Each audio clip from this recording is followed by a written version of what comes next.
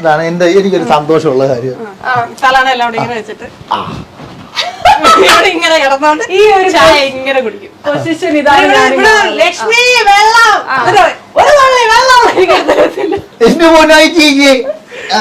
T V കൂടെ വെച്ച സ്ഥിതിക്ക് ഇനി ഇവിടെ ഇടക്കിടക്ക് പരിപാടി ഇടക്കിടക്ക് എന്നെ ക്ഷയിക്കാൻ വരുന്ന.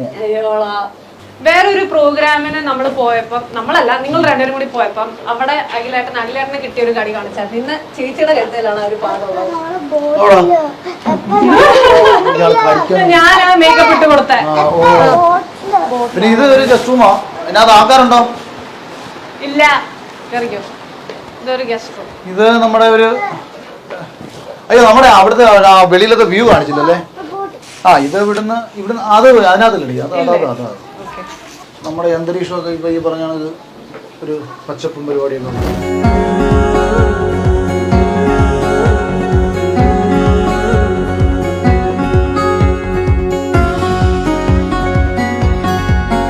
പ്രകൃതി എന്ന് പറഞ്ഞപ്പോൾ പ്രകൃതി പ്രാർത്ഥന ആ ഒരു പേരിന് ഞാനത് ചോദിക്കാണ് റാൻഡംലി. എന്റെ ജീവിതം ഞാൻ പൊതുവെ എന്നെ പഠിപ്പിക്കുന്നത് മൊത്തം ഈ പ്രകൃതിയാണ്. എന്റെ അനുഭവങ്ങളും ചുറ്റുപാടുകളും. പ്രകൃതി എന്ന് പേരിട്ട എന്റെ പേരിൽ അവിടെ ആകെ വിഷയമാണ്. നിനക്കറിയാവോ ആങ്കൊച്ചാണെങ്കിൽ മനുഷ്യൻ എന്ന് പേരിടായിരുന്നു.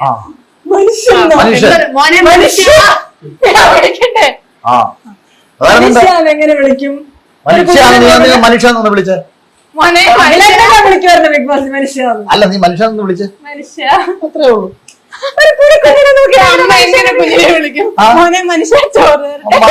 മനുവിനെ വിളിച്ചോട്ടെ. മനുന്ന് പേരിടണം. മനുഷ്യൻ മനുഷ്യൻ. ഇടി ഞാൻ ഈ പൊന്നുല്ലേ, പൊന്നുവിന് ഞാൻ പുഴാന്ന് പേരിടായിരുന്നു. വന്നടിയായിരുന്നു. ഫേസ്ബുക്കിലും പേരിട്ടു എന്റെ ഇളയ മകന്റെ പേര് പുഴ. അല്ല, ഫേസ്ബുക്കിൽ എനിക്ക് ആദ്യം അഗ്നി എന്നായിട്ടത്. പിന്നെ അഗ്നി കത്തി തീരും എന്നൊക്കെയുള്ള ചിന്ത വന്നപ്പം ആള് കത്തിക്കും, അല്ലെങ്കിൽ കൂടുതൽ ആൾക്കാരെ ശുദ്ധീകരിക്കും അർത്ഥമുണ്ടെങ്കിലും ഞാൻ പിന്നീട് പുഴ എന്നൊക്കെ ഇട്ടത്. ഞാൻ എപ്പോഴാണ് അവള് പറഞ്ഞ പ്രാർത്ഥന. എന്നാ പിന്നെ വലിയ കുഴപ്പമില്ലാത്തോണ്ടാ ഞാൻ പറയുന്നത്. പിന്നെ പ്രകൃതിന്നും പ്രാർത്ഥന ഒരു പ്രാർത്ഥന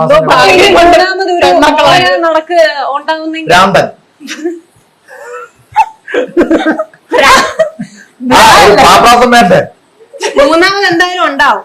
പ്രകൃതി പ്രാർത്ഥന പ്രാന്തൻ. 5 വേണോന്നാ ചേച്ചി പറഞ്ഞത്. 5 പിള്ളേര്. 5 മൂന്നാമത് എന്തായാലും കാണും. പിള്ളേരെ ഉണ്ടാക്കി കൊടുക്കുന്ന മെഷീനാണല്ലോ ഞാൻ.